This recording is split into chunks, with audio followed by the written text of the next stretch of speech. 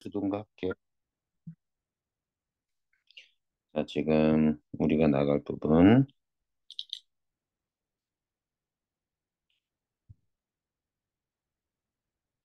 음, 정읍사부터 있는 것부터 순서대로 해보죠.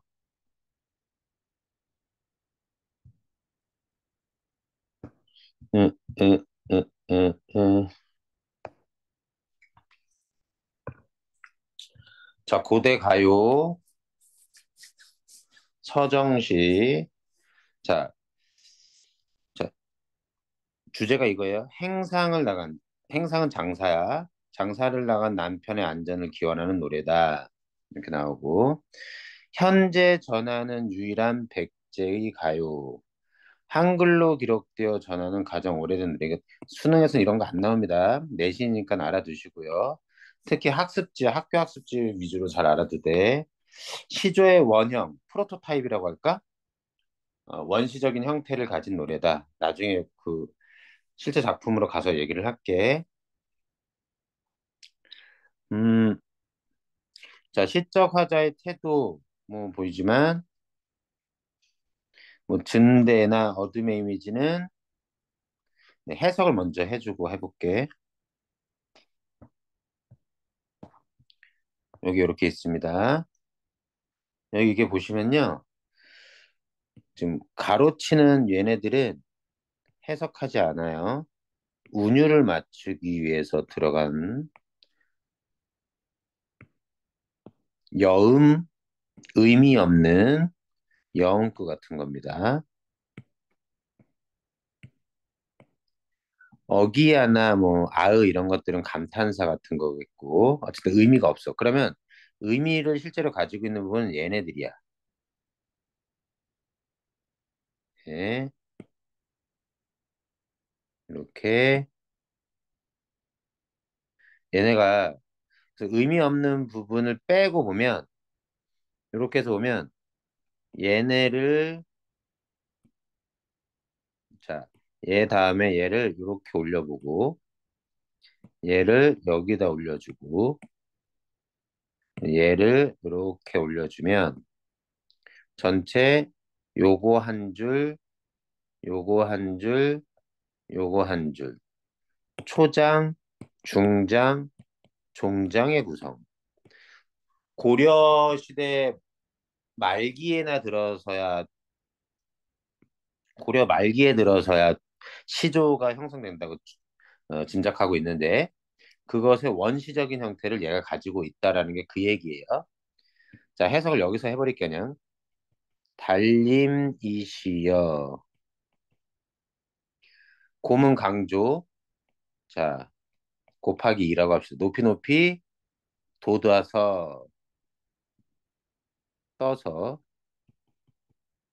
돋으시어 멀리 멀리 비춰 주소서.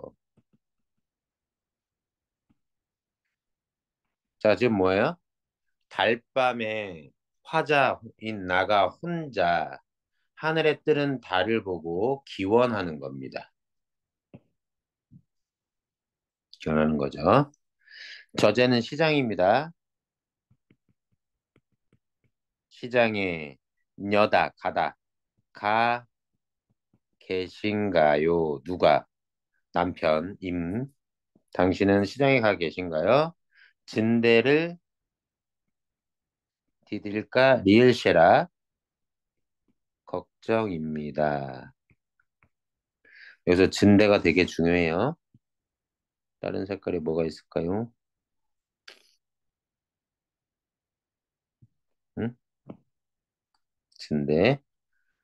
어, 이거 두 가지 해석이 됩니다. 이 여성인 나가 남편이 돌아오는데 진대는 질퍽질퍽한 곳, 땅이 걷기 어렵게 진창이 돼서 흙이 막 물에 에, 물이 고여가지고 진창인 곳을 진대라고 여기서 하면 되는데 해석이 두 가지입니다. 자, 첫 번째, 진짜 위험한 곳. 도적이 나오거나 호랑이가 나오거나 하는 곳. 두 번째, 진, 여자가 볼 때 남자가 가면 안 되는 위험한 곳. 음, 여자죠. 다른 여자. 일종의 기생집 같은 곳. 가면 안 되는 곳. 그 두 가지 의미를 다 가지고 있습니다. 어느이다 놓고시라. 어느 곳이든 놓고시라. 놓으십시오. 무엇을? 짐을. 시장에 장사하러 가서 돌아올 때 짐을 들고 또 돌아올 거 아니야? 근데 그 짐을 들고 오느라고 오는 길, 어두운 밤에 오는 게 더디 오고 늦게 올 수 있잖아. 그러니까 나에게, 화자에게 남편이 빨리 왔으면 하는 거죠. 짐은 별로 중요하지 않아. 어디든 풀어놓고 짐을 풀어놓으십시오. 네, 가는데 정글하세요. 정글하는 저물다. 저물까, 날이 저물까, 걱정입니다. 이때 날이 저물까는 뭐냐면, 자, 너무 늦게 오면 떠 있는 달이 결국 질 거 아니야. 그럼 나는 기다리고 있는데, 누가 오길, 이미 오길. 이게 지면 어두워지잖아. 그럼 더 이상 임은 또 오지도 못하고 내가 기다리지도 못할 거 아니야. 그래서 그게 너무 늦게 오면 저 달이 져서 깜깜해질까 걱정인 거예요. 내 가는 데는 두 가지로 해석이 됩니다. 첫 번째, 내가 기다리는데. 두 번째, 내 님이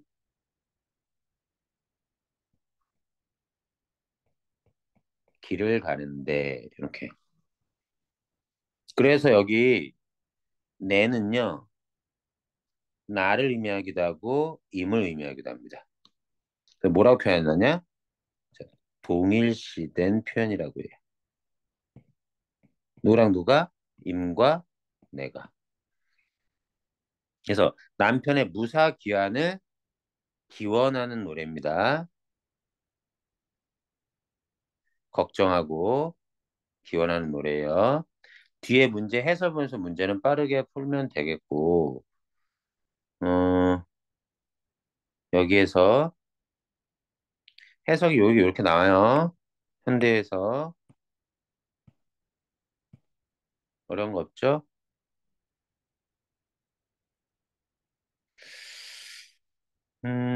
다른 거 됐고, 다른 거 됐고. 자, 달은 여기에서 단순히 천체인 달이 아니라 신, 초월적 존재, 천지신명 등을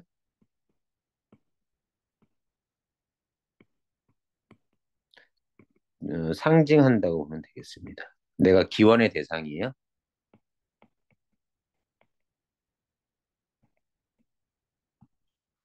야행, 치매, 뭐 어려운 말로 썼는데 별로 중요하진 않아. 걱정하는 거, 무사기한은 기원한다.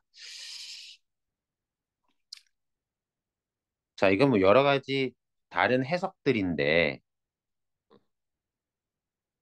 여러, 여기 이제 기본적인 해석이요. 기본적인 해석. 이거는 오바. 화류항이 어디냐면 기생집 같은데요. 그런 거죠. 뭐. 음, 야행침에 아까 위험한 곳이라고 그랬죠? 두 가지 정도만 보면 되고 얘는 굳이 신경 쓰지 않아도 됩니다. 배경 이야기가 있어요.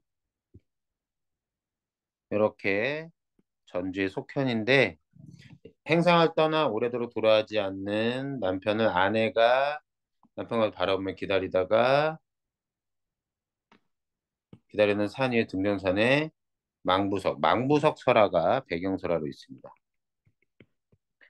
남편을 기다리다가 돌이 됐다라는 설화.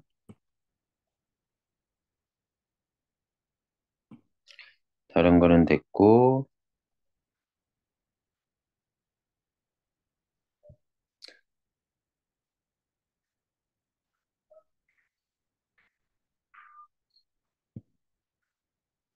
여기서 뭐가 대조냐? 아까 표현했었어야 되는데 달과 진대가 대조적이고 밝음과 어둠의 대비도 이 작품의 특징이다. 자, 이렇게 길게 느렸으면 시조의 원형을 보여준다는 얘기예요. 별거 없습니다.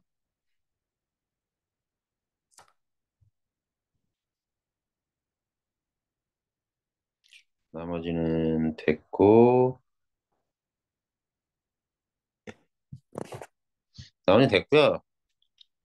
여기 문제, 딸려있는 문제 풀어보시면 돼요. 요거는 내가 프린트를 해주도록 할게. 이렇게 들어가고. 자, 정읍사 말고, 그 다음은 창기파란 건 나중에 하고, 창기파란 건 버전을 뭘로 배웠는지 모르겠지만, 송인을 해보죠.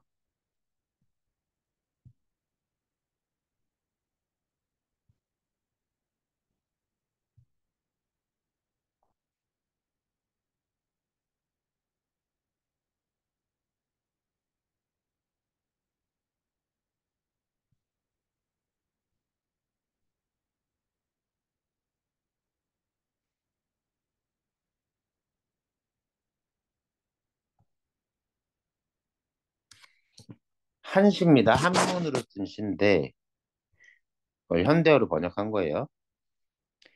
비가 개인 긴 뚝에 풀빛은 푸르고 짙어지고. 자, 이걸 보면 봄의 어떤 생명력, 아주 싱그러움. 비가 내렸다가 갠 뚝에 물이 있는 강가 그런 데 있는 것 같아요. 짙어지고 있는데 남포 지명입니다.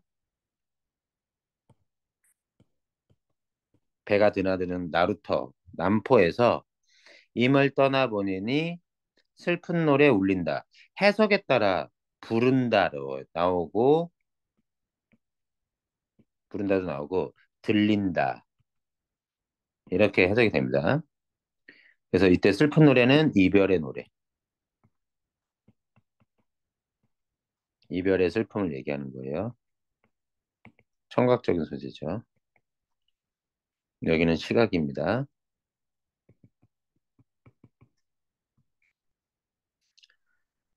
자, 그래서 강가에서 임과 이별하는 거야. 대동강 저물은 어느 때나 마를까. 해마다 흘린 눈물, 이별의 눈물이 푸른 물결에 보태어지니. 자, 얘랑 얘가 여기 들어가야 맞죠? 그런 의미에서 어순을 바꿨기 때문에 이 두 군데에서는 도치법이 쓰였고, 저는 서리법이라고 생각하지 않지만 학교에선 서리법이라고 마른다 안 마른다 안 마른다 이런 뜻. 아니다 서리법으로 봐도 되겠다. 자 과장이죠. 해마다 흘린 이별의 눈물이 푸른 물결에 계속 더해지니까 영원히 마른다 안 마른다 안 마른다. 그 말은 대동강물 전체가 뭐가 되는 겁니까? 그 순간 이별의 눈물이 되는 거죠. 그래서 과장이라는 뜻입니다.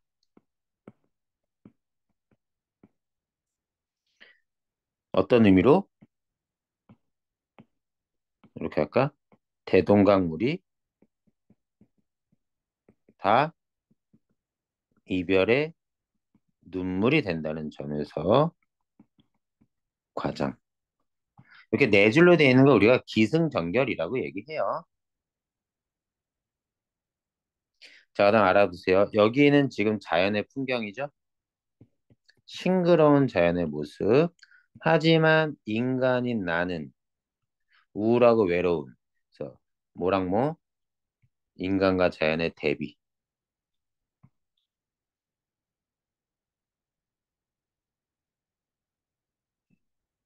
여기 이렇게 나오네.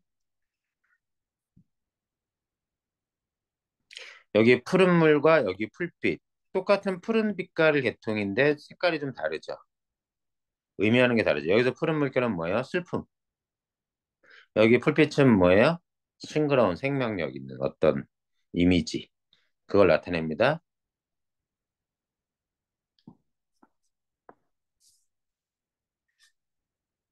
자, 그 정도 봐주시면 되고,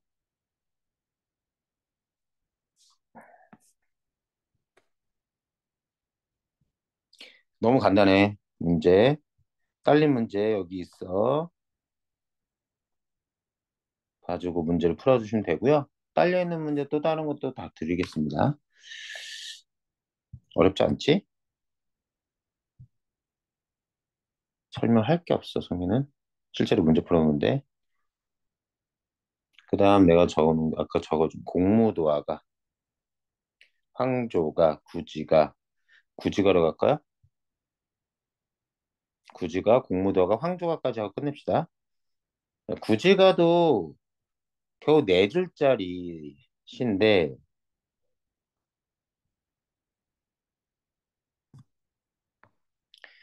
이게 좀, 어, 배경설화가 있죠.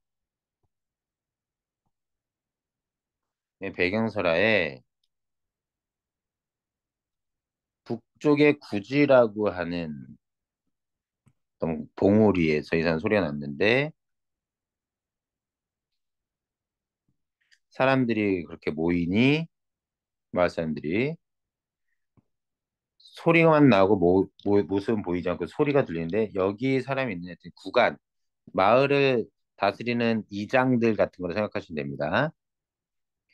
우리 여기 있습니다 했더니, 이곳은 어디냐? 구지다. 하나님께서 나에게 명하시어 이곳에 와서 나를 새롭게 인도되라 하셨어요. 너희들이 구지의 봉우리, 구지봉을, 봉우리의 흙을 파면서 거부가 멀리 이 노래를 가르쳐주고 이 노래를 부르고 춤을 추면 왕을 맞이할 거다. 그래서 구간들이 그 말을 따라 같이 울면서 가물을 했다. 요게 집단, 요, 집단이 함께 불렀다. 그 다음 어딨지? 봉우리를 파면서 그렇게 불렀다는 거야. 그렇기 때문에 노동요, 일하면서 부르는 노래. 그 다음에 그랬더니 그랬더니 사람이 나타나 왕이 나타 김수로 그래서 주술로 마법.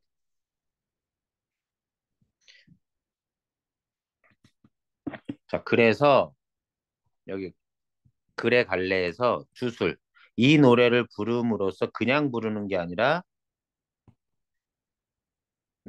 뛰어난 임금을 기원하고 노래를 부르면서 그 임금이 나타나니까 주술 무가는 무당이 부르는 노래란 뜻입니다. 주술료랑 의미적으로 유사해. 의미적으로 유사한 단어야. 노동요 알 것 같고요. 한역시가라는 거.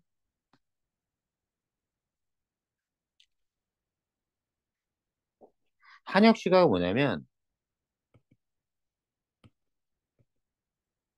한시랑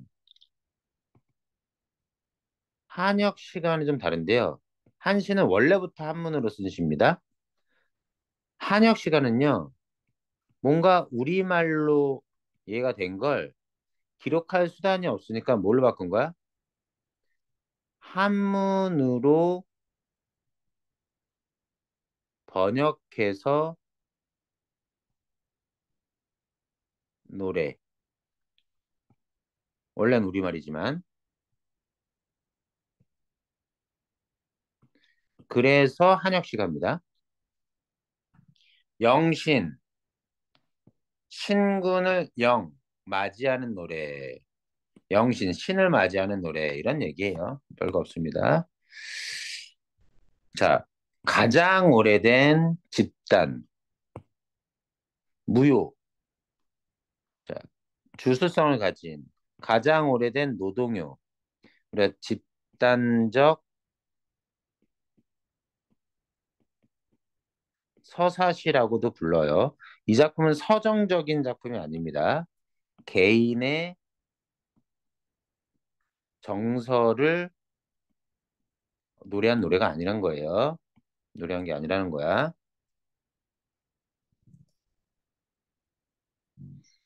자, 보면 거부가 호명, 이름을 부르는 겁니다.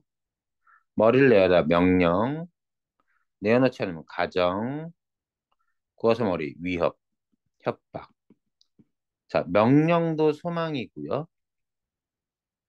위협도 소망인데 점점 더 세지는 거죠.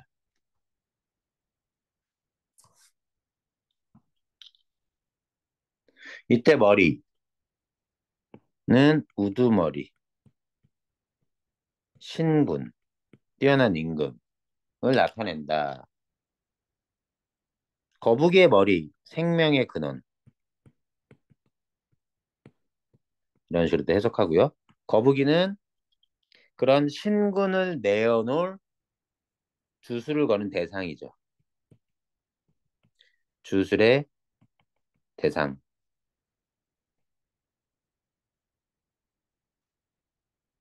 신령스러운 존재 정도로. 자, 그래서 호명, 요구, 명령, 가정, 위협.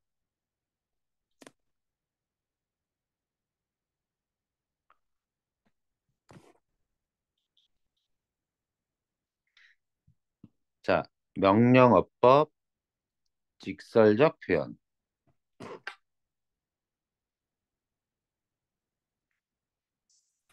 알아두면 되겠고,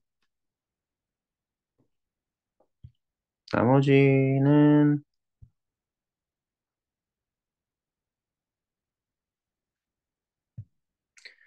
자, 이 작품은 가락국이라는 나라 시조인 수로왕의 강림 신화 속에 삽입되어 전하는 노래다. 강림은 하늘에서 내려오는 거죠. 고대 서사시에 서사시라잖아. 흔적을 엿볼 수 있는 유일한 현재 전하는 가요. 자, 수로왕을 맞이하기 위해 구지봉에 흙을 파서 모으고 춤추는 과정을 불렸다는 점에서 자, 수로왕을 맞이한다 주술, 흙을 판다 노동요. 그리고 사람들이 그렇게 부르니까 집단적 이런 겁니다. 제의는 제사 지내는 어떤 행사에 여기 얘기하는 거고 거북이는 신령스러운 존재. 거북이의 머리는 우두머리, 생명 이런 것들. 뛰어난 신군, 수로왕을 얘기를 합니다. 학교에서 이거 배웠나? 음, 해가?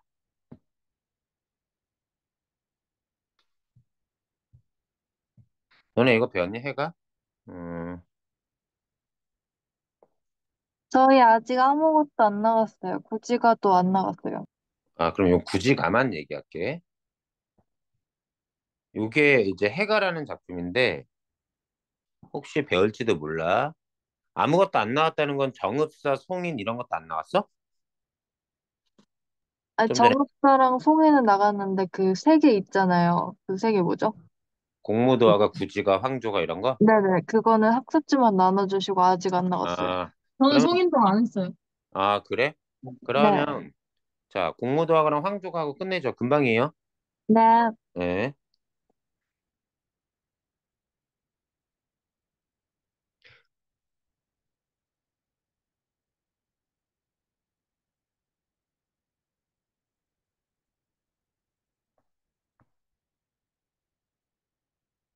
자, 공무도화가는 또 다른 제목으로 공후인이라고 하는데 공후라는 게 악기 이름이에요.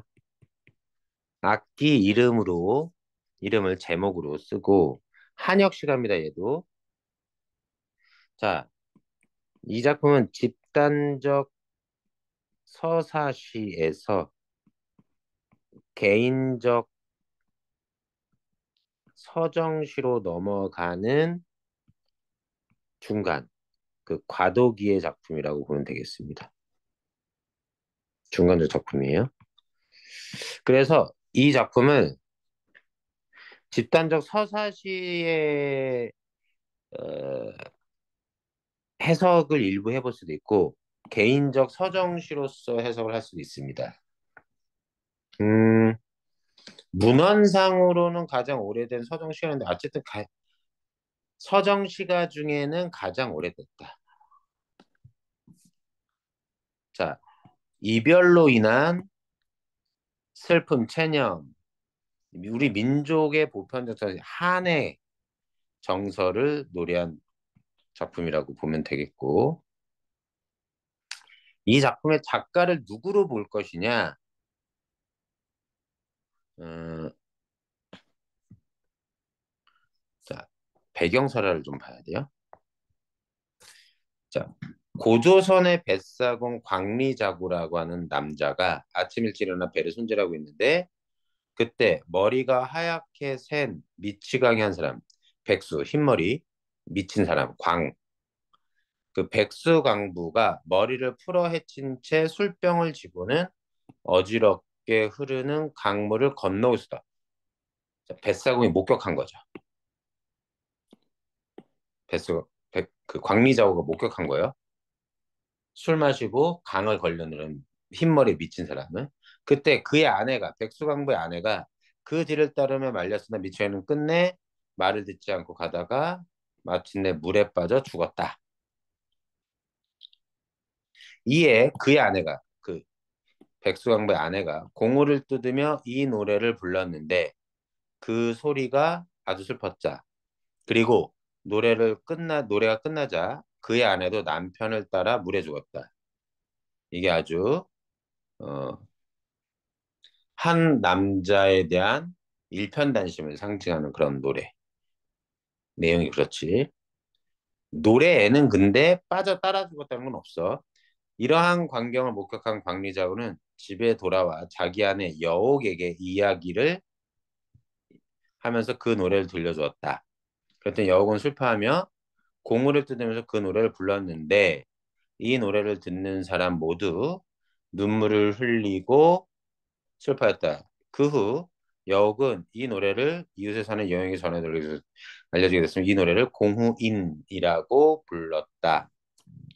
자, 그러면 이 설화를 있는 그대로 받아들이면 물에 빠져 죽은 사람이 흰머리에 미친 사람인데요. 백성인데 그 아내가 자기 남편의 죽음에 대해 슬퍼하면서 부른 노래이기 때문에 백수강보의 아내라고 하기도 하고 첫 번째 썰. 두 번째 썰은 설명에 따라 그 남편이 죽었는데 뭐 그래서 이 노래를 실제로 여기저기 전파해 준 건 누구야? 어, 어느 뱃사공의 아내로 보기도 해요. 아, 이건 계속 지우자. 학교에서는 이렇게 가르칠 테니까 백수강부의 아내 정도로 이해합시다. 그런 얘기가 있어.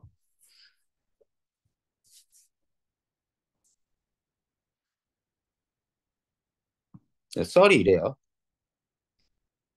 아내로 있지만 광리 안에 여욱이 지은 것으로 봐야 한다는 반론도 있다는 거.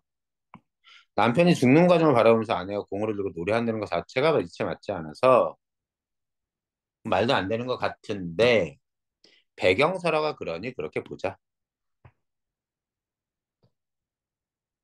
여기서 물의 이미지가 이렇게 바뀐다는 거 아셔야 됩니다. 시험 문제로 나와요. 좀 이따 작품 볼까? 일행에서의 물, 이행에서 의미, 삼행에서의 물.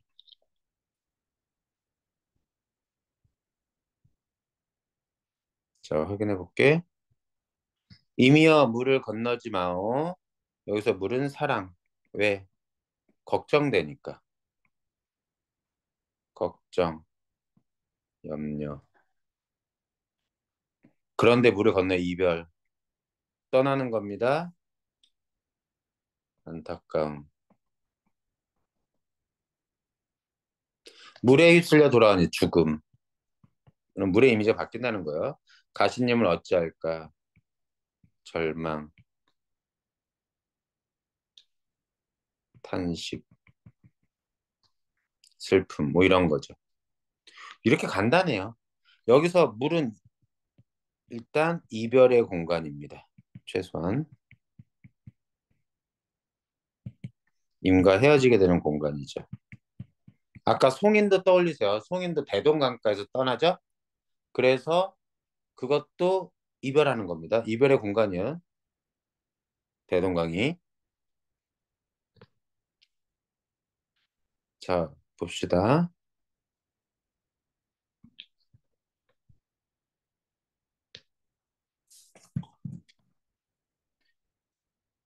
자, 한의 정서가 바탕이고요. 뭐 이별에서 비롯된. 그래서 임과 이별한 여인의 어떤 슬픔을 노래하는 작품. 자, 남편의 죽음을 보고 따라 죽는 아내 모습에서 뭐 이런 정열, 이게 매서운 여자의 마음 이런 것들. 전통적인 한국 여성상 옛날에나 그랬고 지금 왜 따라주고. 자, 요런 흐름이 이렇게 나타난다는 겁니다. 물, 공무도가에서 이별의 공간이자 슬픔을 의미하는 그 공간. 임과 이별의 한을 노래한 거. 이렇게 넘어간다는 얘기예요. 이 서경복에도 대동강이 나옵니다. 그 흐름이 여기도 대동강 나오죠. 어쨌든 이별의 한을 노래했다. 정우세는 강은 안 나오지만 이 도대체 미친 사람이 도대체 뭐냐? 이런 백수광부가 무당이다. 그리고 아내는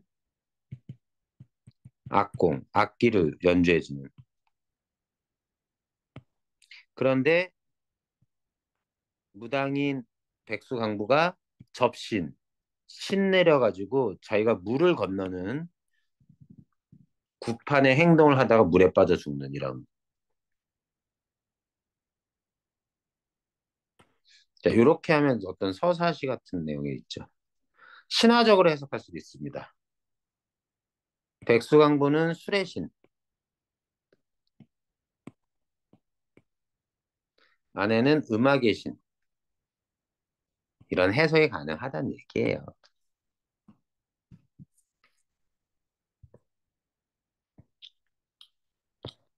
그런 거고 문제를 풀어보시면 됩니다.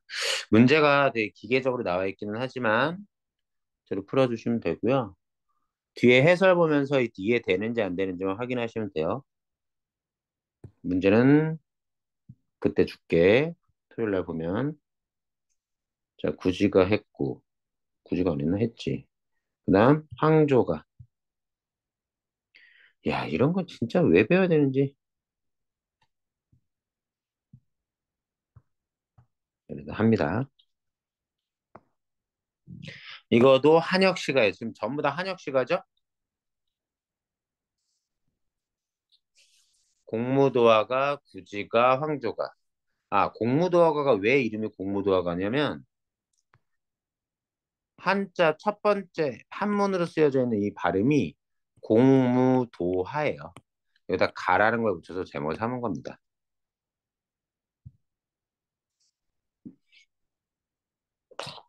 자, 고대가요. 한혁 씨가. 이것도 집단적 서사시에서 개인적 서정시로 넘어가는 과도기적 작품.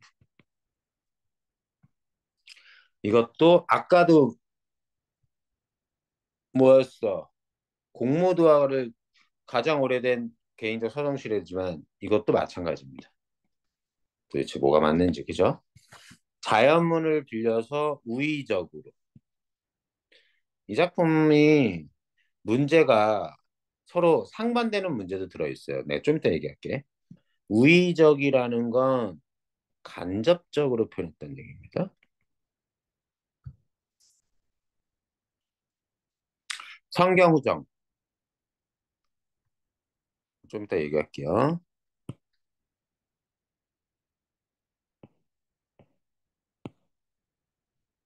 자, 유리왕이 지었다는데, 고주몽, 동명왕의 아들이 고구려 2대 왕으로서 있었던 사람인데, 여기서 꾀꼬리를 봐야 됩니다. 좀 이따 얘기하고 이걸로 보죠. 실제 작품으로. 헐헐 나는 저 꾀꼬리 헐헐 의태어 음성 상징어. 암수 서로 정답게 노는데 외롭구나 이내 몸은. 자, 그래서 꾀꼬리와 이내 몸은 대비. 얘는 짝이 있어. 그래서 정다워. 그래서 나에겐 부러운 존재야. 내 몸은 짝이 없어. 외로워. 누구와 함께 돌아갈까 안타까워하는 겁니다. 탄식하는 건데 외로울사 때문에 감정, 정서가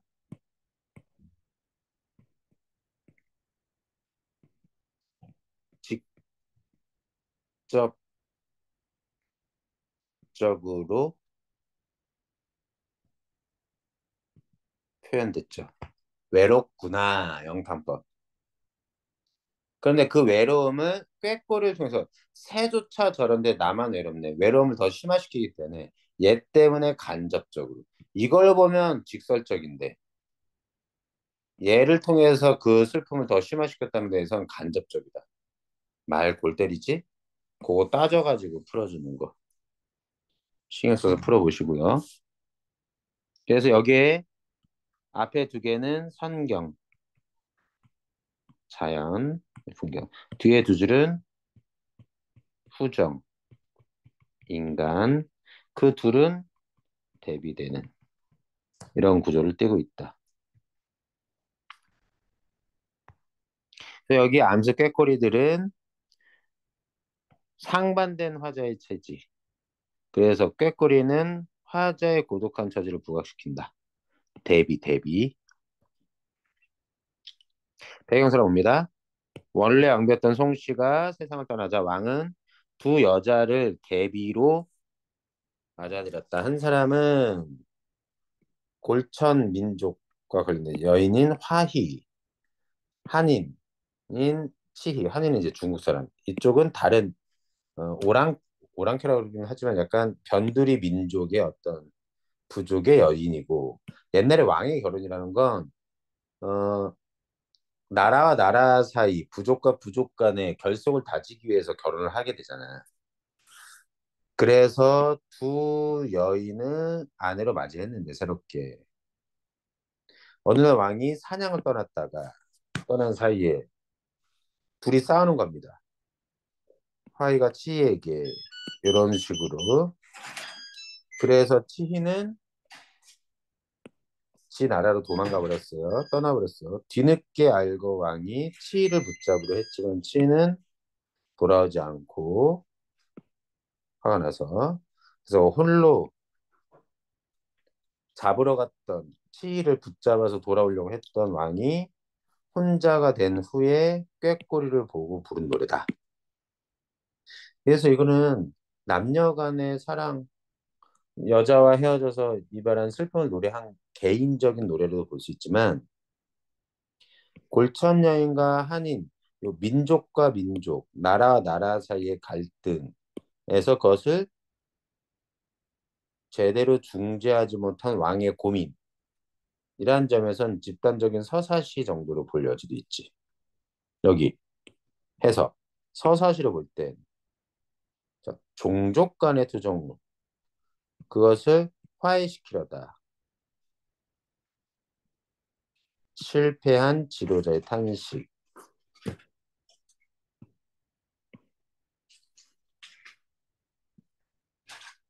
뭐 이렇게 볼 수도 있고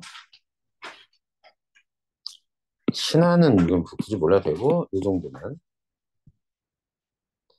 자, 성경후조 아까 얘기했던 겁니다. 어려울 거 없고요. 아는지 모르겠지만 여기 화희와 치라고 할 때 이 화가 벼 화자고 치의 치가 꽝치자야. 얘가 떠나가고 얘가 자리 차지하잖아. 둘이 대투다가 농경사회, 얘는 수렵사회. 그래서 그런 해석을 본다면 수렵 생활의 사이로부터 농경사회 생활의 사이로 옮겨가는 과정이라고 해석하기도 한다. 그 정도 뭐 별거 없어. 그 정도. 그래서 황조가는 요 정도로 해놓고 학교 수업 학습지 잘 보시고요. 자, 누구누구 들어왔냐? 다음 시간에 주몽, 청계파랑과 동동할게. 네. 네. 고생했고, 응? 다 됐어. 고생했어. 안녕히 계세요. 네, 음, 계세요. 음.